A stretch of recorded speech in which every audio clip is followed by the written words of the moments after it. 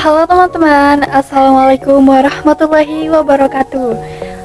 Perkenalkan, nama saya Siti Muzayana. Saya dari Fakultas Ekonomi dan Bisnis Universitas Trunojoyo Madura, Prodi Manajemen. Nah, di sini saya akan mempresentasikan hasil dari analisis perbandingan penanganan kasus di Indonesia dan luar negeri. Kasus yang saya pilih adalah PHK massal karyawan PT Sritek 2023-2024 dan PHK massal perusahaan teknologi di Amerika Serikat, Google dan Meta. Yuk kita bahas bersama di slide selanjutnya. Langsung saja kita ke pendahuluan. Isu ketenagakerjaan itu merupakan masalah krusial baik di Indonesia maupun internasional, terutama terkait perlindungan pekerja dan mekanisme penyelesaian konflik kerja. Perbedaan sistem hukum, budaya kerja, dan peran pemerintah menyebabkan proses penanganan kasus ketenagakerjaan berbeda di tiap negara. Nah, kasus yang saya analisis adalah PHK massal karyawan PT Sritek 2023-2024 dan PHK massal perusahaan teknologi di Amerika Serikat, Google dan Meta.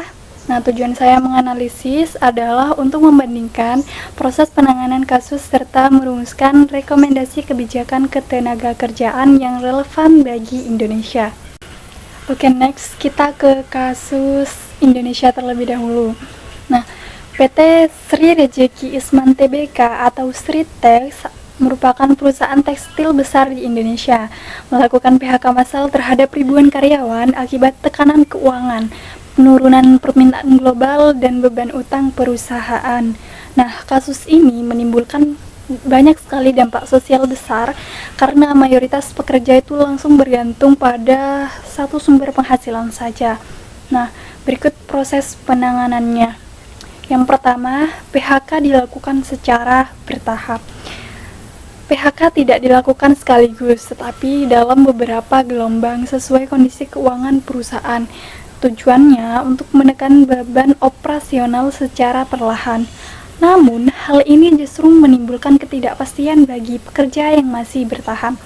Yang kedua, yaitu serikat pekerja mengajukan protes dan negosiasi.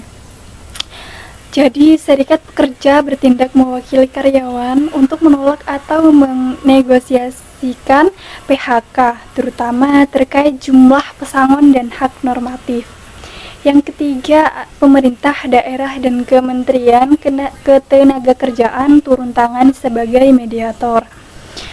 Artinya, pemerintah berperan sebagai pihak pencegah antara perusahaan dan pekerja untuk mencegah konflik berkepanjangan.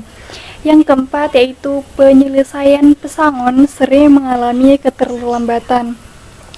Di Indonesia itu sering terjadi perusahaan menunda pembayaran pesangon karena keterbatasan keuangan atau proses administrasi yang panjang. Akibatnya, hak pekerja tidak diterima tepat waktu dan memicu ketidakpuasan. Yang kelima, pekerja bergantung pada jalur hukum atau mediasi tripartit. Nah, kasus ini menunjukkan lemahnya perlindungan preventif dan lambatnya penyelesaian administratif. Next, kita analisis proses penanganan kasus yang dilakukan oleh Amerika Serikat. Di Amerika Serikat, perusahaan teknologi seperti Google dan Meta melakukan PHK massal sejak 2022 sampai 2023 akibat perlambatan ekonomi global dan restrukturisasi organisasi. Berikut adalah proses penanganan yang dilakukan. Yang pertama, perusahaan itu wajib memberi pemberitahuan awal. Jadi, perusahaan itu wajib memberi informasi PHK jauh hari agar pekerja itu siap secara ekonomi dan karir. Yang kedua, pekerja menerima kompensasi finansial secara jelas. Yang berarti, pekerja itu menerima kompensasi PHK dengan jumlah dan waktu pembayaran yang pasti. Yang ketiga, akses cepat ke asuransi pengangguran. Jadi di Amerika Serikat itu pekerja cepat mendapat bantuan pendapatan sementara dari negara. Yang keempat itu minim konflik industrial karena prosedur transparan.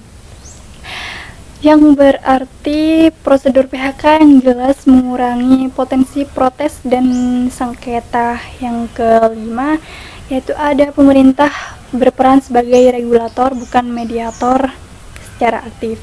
Nah, PHK dipandang sebagai bagian dari siklus bisnis, tetapi pekerja itu tetap dijamin secara sistematik. Nah, kira-kira begitu perbedaannya.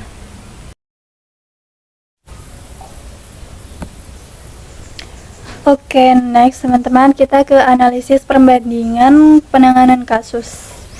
Nah, di sini bisa teman-teman lihat ya, dari aspek kepastian hukum di Indonesia itu relatif lemah dan di Amerika Serikat itu sangat kuat sekali. Untuk aspek peran pemerintah itu di Indonesia aktif sebagai mediator, sementara di Amerika Serikat itu regulator pasif. Untuk aspek kompensasi PHK-nya di Indonesia itu sering sekali terlambat dan di Amerika Serikat itu jelas dan cepat. Untuk aspek perlindungan sosial itu di Indonesia sangat terbatas sekali dan di Amerika Serikat itu asuransi penganggurannya itu kuat. Untuk selanjutnya, konflik industrial di Indonesia itu sangat tinggi dan di Amerika Serikat itu relatif rendah. Jadi perbedaan utama itu terletak pada sistem perlindungan sosial dan kepastian prosedur hukum. Oke, kita lanjut ke slide berikutnya, yaitu dampak sosial dan ekonomi. Di Indonesia, PHK massal itu sering sekali memicu terjadinya demo buruh, yang artinya PHK massal itu memicu aksi protes karena pekerja merasa haknya itu tidak terpenuhi. Yang kedua, itu sering kali terjadi ketidakpastian ekonomi keluarga, yaitu hilangnya pendapatan membuat kondisi keuangan keluarga itu tidak stabil. Yang ketiga, meningkatnya pengangguran struktural. Seringkali pekerja sulit terserap kembali karena keterampilan tidak sesuai kebutuhan pasar. Yang keempat, yaitu ketergantungan pada bantuan pemerintah. Seringkali pekerja itu bergantung pada bantuan sosial karena minimnya jaminan pengangguran. Sebaliknya, di Amerika Serikat itu transisi kerjanya itu lebih cepat, terus pelatihan ulang atau reskilling tersedia. Artinya, pemerintah dan perusahaan menyediakan pelatihan untuk meningkatkan keterampilan pekerja. Selanjutnya, dampak sosial relatif terkendali. Perlindungan sosial yang kuat itu mengurangi gejolak dan konflik masyarakat. Nah, hal ini menunjukkan pentingnya sistem pendukung pasca PHK, bukan hanya regulasi PHK itu sendiri.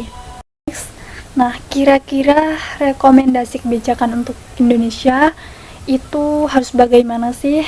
Nah, di sini Indonesia bisa memperkuat perlindungan pasca PHK, yang artinya asuransi pengangguran yang efektif dan mudah diakses. Yang kedua, yaitu Indonesia bisa memberikan kepastian pembayaran pesangon, yaitu berupa sanksi tegas bagi perusahaan yang menunda hak pekerja. Yang ketiga, pemberitahuan PHK itu wajib lebih awal, jadi minimal 30-60 hari sebelum PHK.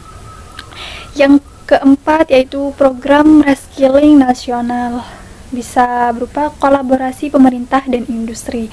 Yang kelima, yaitu digitalisasi pengawasan ketenagakerjaan, yaitu pelaporan PHK secara transparan dan real time. Jadi ini kira-kira rekomendasi kebijakan untuk Indonesia agar sistem perlindungan hukum dan prosedur hukum di Indonesia itu jelas. Jadi kesimpulannya, perbandingan kasus PHK massal di Indonesia dan Amerika Serikat menunjukkan bahwa keberhasilan penanganan konflik ketenagakerjaan itu tidak hanya bergantung pada regulasi saja, tetapi juga pada sistem perlindungan sosial yang kuat dan kepastian hukum.